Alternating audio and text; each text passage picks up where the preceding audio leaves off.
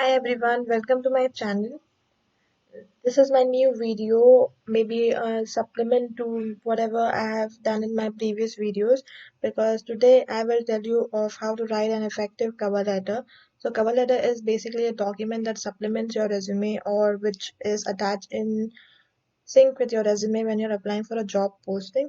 Now, if you wonder that why cover letter is so important if you have written everything in your resume, so it's basically very simple that cover letter is a platform for you to put yourself in a very professional way.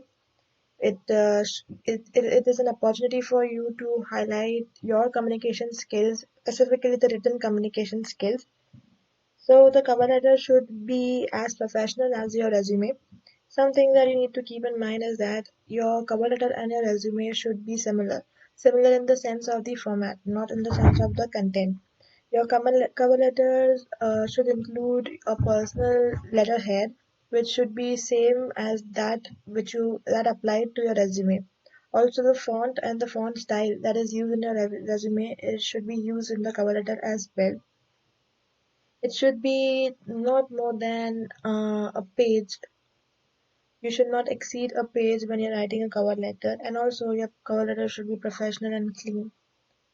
So you might be wondering of how you should write or how an ideal cover letter look like.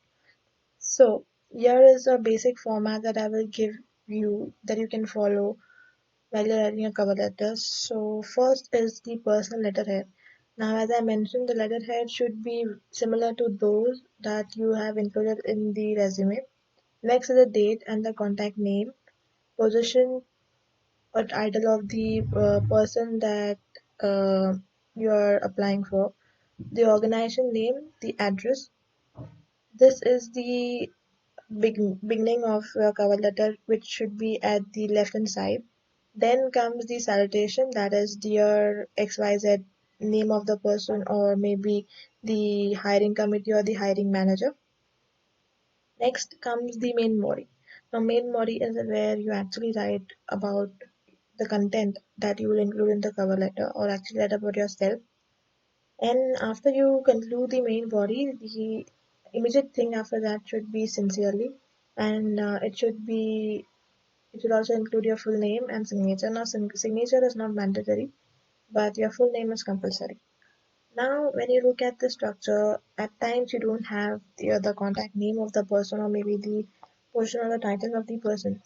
Now it is very simple that you can just Google it or you can just find it through LinkedIn that who the person is who will interview you or who the person is that will read your cover letter, because when you include those names, when you yourself research through LinkedIn or maybe Google and include those names, it shows that you have a very strong research ability and you have a willingness to research about the company that you're applying for. It shows that you are not only just applying for the job posting, but you also know about the company that you're applying for. You know what a company does, who are the members of the company. So this gives a strong impression about yourself to the reader, and maybe it's a plus point from the rest of the candidates that you have researched something or the other about the company. Now, I think the next part of the video will focus more on the main body because that is the most important thing. So let's start.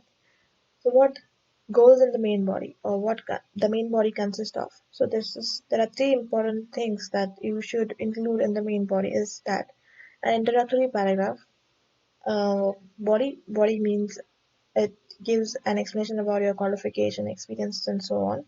And last is the conclusion. So let's go into detail about each of these parts. The first is the introduction. Now, introduction or the opening paragraph should be very strong and it should not give any wrong impression about yourself. So be sure that you have a very unique beginning line or beginning statement to your paragraph because it should be an attention grabber. It should be a first strong good impression about yourself to the reader. So your beginning line is intended to hook the attention of the employer. Next, if you can bold the job title, or if you have an application number or a candidate number, you can bold those things. Now what you should talk in introductory paragraph is the position that you're applying for, or why you are the best fit for the job, why you think that you're, in a simple way, why you think you are the ideal candidate for this job posting, or from where did you come to know about this job. Maybe it is not through the company's website, it is through some reference, or maybe through some research of your own that you came to know about the job posting, so you should include those. It is like a good thing to include those things in the introductory paragraph. Next is if you have any contact point or any reference in the given company that you're applying for, you can include those as well, because but make sure that you have a permission from that person that you can include his or her name in your cover letter.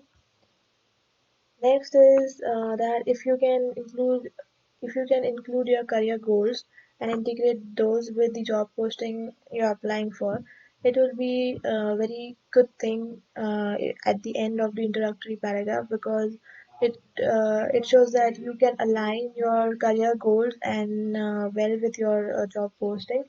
Next is if you can incorporate some company specific information in the introductory paragraph. It shows that you have done some research about the company, so it gives a very strong and interesting start to your cover letter. Next is the body. So in body you can make short paras, because if you keep lengthy paragraphs, it will be very difficult to read.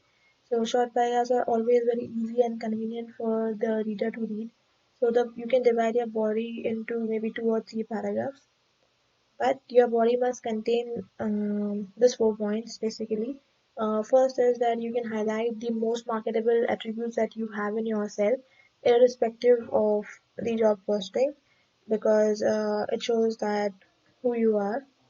Second is also tell the employer about your qualification and the work experience, because which are relevant to the job posting, because here you have a chance to elaborate those qualification or those work experience that you have mentioned in your resume, but obviously you can't elaborate much in the resume. So this is a platform where you can elaborate some of your experience and some of your qualification which suits the most to your job posting.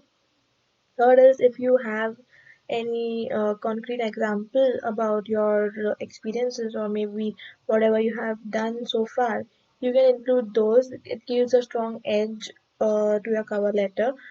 If you have some story to tell, maybe that can also go in a cover letter, but make sure that your story is short and it has something to tell about yourself or whatever you have accomplished. Stories are very good and an icebreaker to your cover letter, because stories are those that can connect to a reader much faster than a simple para. Last is focus on some two or three skills of your own in reference to your previous experience. Now, over here, this skill should be aligned with the job description that of the job that you're applying for. Every time, look for some keywords or the key skills that the employer is looking for in an ideal candidate. If you add those skills in your cover letter or resume, your chances to get higher is more, because an employer can see that whatever he or she is looking for is whatever you have, so you are at an advantage over here. Last is the conclusion.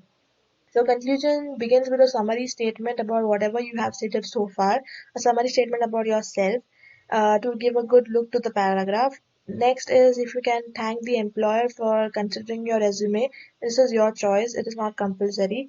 Then indicate that you are, looking forward to have an interview with the employer, because that shows your willingness to get employed at that company, or your dedication for applying for that job, and also shows that you're an enthusiastic person.